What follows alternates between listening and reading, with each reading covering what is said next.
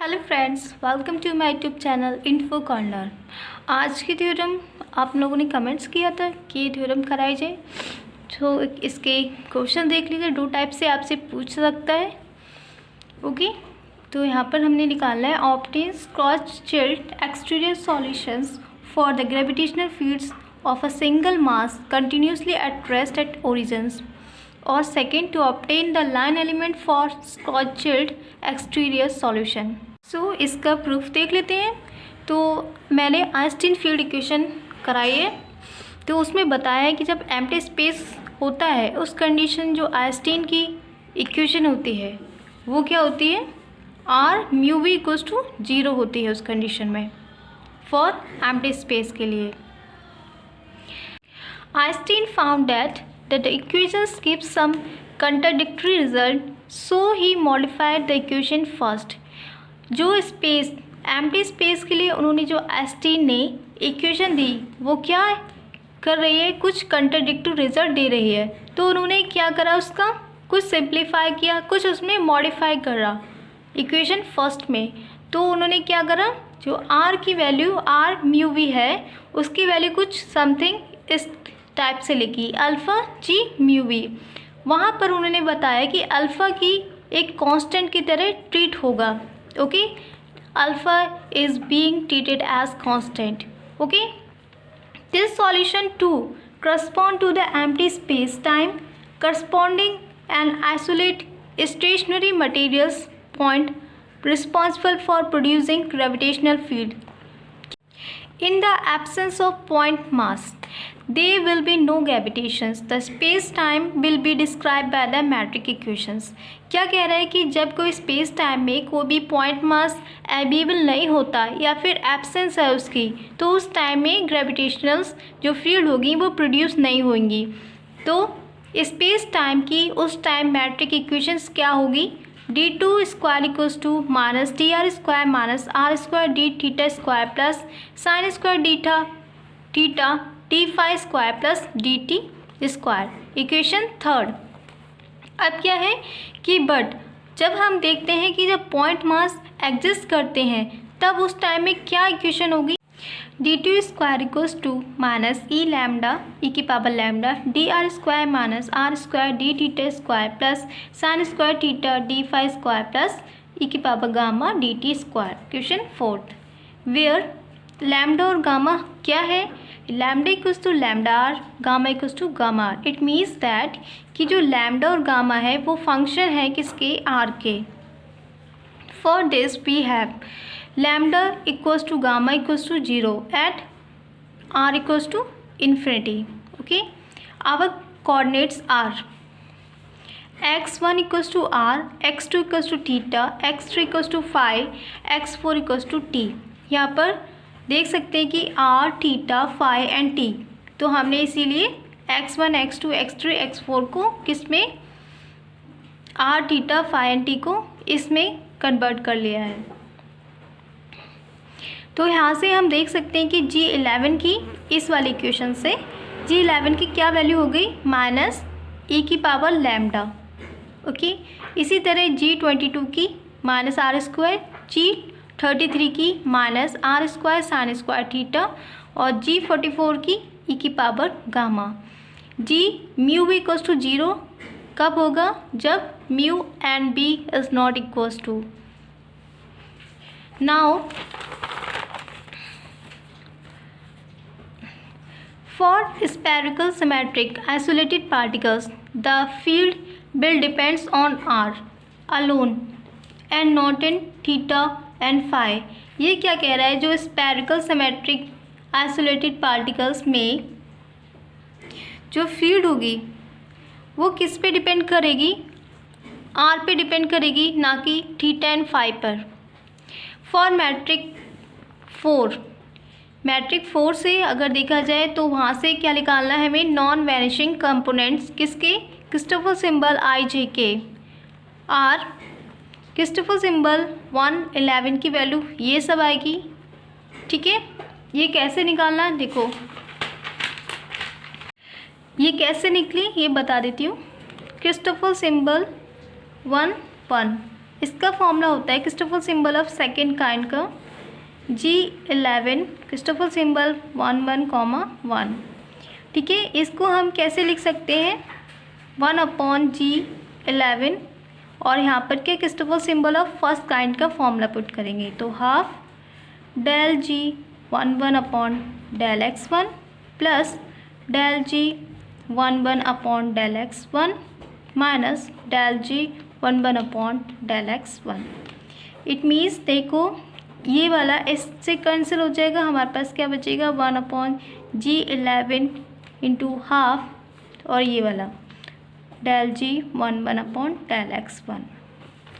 Okay, तो यहाँ पर देखो G11 की हमारी वैल्यू पता है माइनस e की पावर लैम्डा है, तो यहाँ पुट कर दो 1/e की पावर माइनस e की पावर लैम्डा हाफ और x1 इट मीन्स कि ये r है तो del G11 del r से हमें डिफ्रेंशिएट करना है और इसकी वैल्यू भी माइनस e की पावर लैम्डा हाफ और इसे डिफ्रेंशिएट करेंगे इट मीन्स माइनस e की पावर माइनस लैम्डा को डिफ्रेंशिएट करना है किससे डेल r से। तो इसका देखो माइनस e की पावर लैम्डा और एक बार लैम्डा को डिफ्रेंशिएट करेंगे r से इट मीन्स लैम्डा डैश, तो हमारे पास क्या आ जाएगा और यहाँ पे चल रहा था ये, तो इससे ये कैंसिल हो जाएगा, माइनस से माइनस कैंसिल हो जाएगा, तो हमारे पास क्या बचेगा तो हमारे पास क्या बचेगा लैम्डा डैश अपॉन 2। तो इसी तरह ये आ गई वैल्यू। ठीक है, अब सेकेंड भी बता देती हूँ। सेकेंड हमें निकालना है क्रिस्टोफर सिंबल 122 की। ठीक है, इसी टाइप से हम इसको कैसे लिखेंगे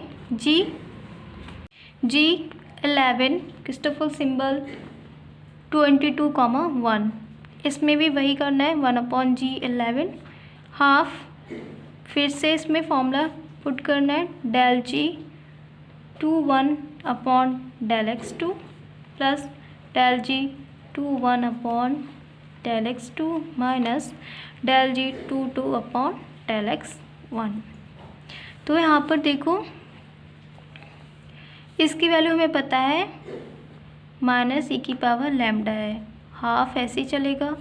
अब यहाँ पर देखो कंडीशन लगाओ, क्या है जब u and b is not equals to 0 तब उसमें कंडीशन GUB की वैल्यू क्या होगी 0 होगी। इट मीन्स कि यहाँ पर u क्या है 2 है, b क्या है 1 है, तो u is not equals to b, तो उस कंडीशन में GUB क्या है 0 दे रखा है।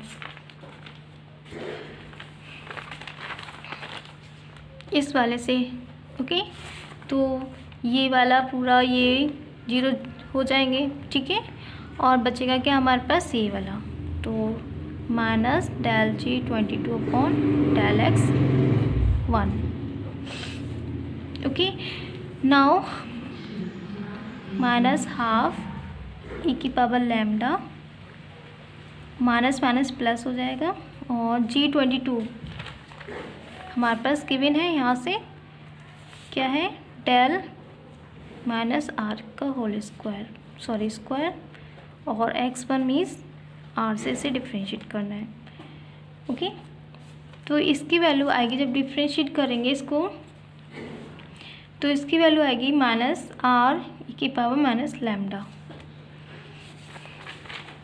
इसी तरह हम सब की वैल्यू निकाल लेंगे। ठीक है, तो यहाँ पर डैश क्या रिप्रेजेंट कर रहा है differentiate with respect to r को रिप्रेजेंट कर रहा है। Also non vanishing Christoffel components of r i j k comes out to be. ये चारों इक्वेशंस आपको रिमेंबर रखना है। ठीक है, तो R11 की वैल्यू क्या है गामा डबल डैश की upon 2 plus gamma dash square upon 4 minus gamma dash lambda dash upon 4 minus lambda dash upon r। इसी तरह R22 की e की power minus lambda 1 plus r lambda dash upon 2 minus r lambda dash upon 2 minus 1। इसी तरह R33 की R22 sign square theta, R44 की यही value है। देखो ये जो वैल्यू है पूरी इतनी, यहाँ से ये कुछ सेम है इसके, पर डिफरेंस क्या है, यहाँ पर लैम्डा डैश है, यहाँ प्लस में है, ये गामा डैश में है, ये माइनस में, ये प्लस में है बस, और ये इससे मल्टीप्लाई है।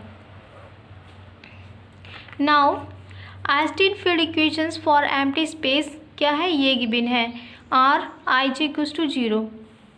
नाउ जो R11, R22, R33, R44 की जो वैल्यू लिख ले उसको 0 से कंपेयर कर, ठीक है, 0 के इक्वल कर देना है। फिर क्या करेंगे कि from equation 5A and 5D को देखो, 5A ये है और 5D ये है, अगर हम इसको इधर 0 की तरफ लाते हैं तो ये 0 हो जाएगा और अगर ये बचेगा फिर अंदर, और फिर इससे कंपेयर करेंगे तो कुछ इस टाइप से हमारे पास देखो ये सेम है तीनों, तो कट जाएंगे और बचेगा क्या, minus lambda dash upon r equals to हो जाएगा गामा डैश अपॉन आर, और इसको इधर लाएंगे तो इस टाइप से लिख लेंगे इसको, ठीक है। आर एलसीएम लिख के इधर आ गया तो हमारे पास बचेगा lambda dash plus gamma dash equals to 0। Now इसे इंटीग्रेट करना है, तो lambda plus gamma equals to l क्या है यहाँ, कांस्टेंट ऑफ इंटीग्रेशंस है, ठीक है। If r tends to infinity then l equals to 0, then equation 6 क्या हो जाएगी, l की जगह पे 0 पुट हो जाएगा। नाउ यूजिंग इक्वेशन a, इसको यूज़ करना है हमें, यहाँ से क्या, lambda dash equals to minus gamma dash, put in equation 5b।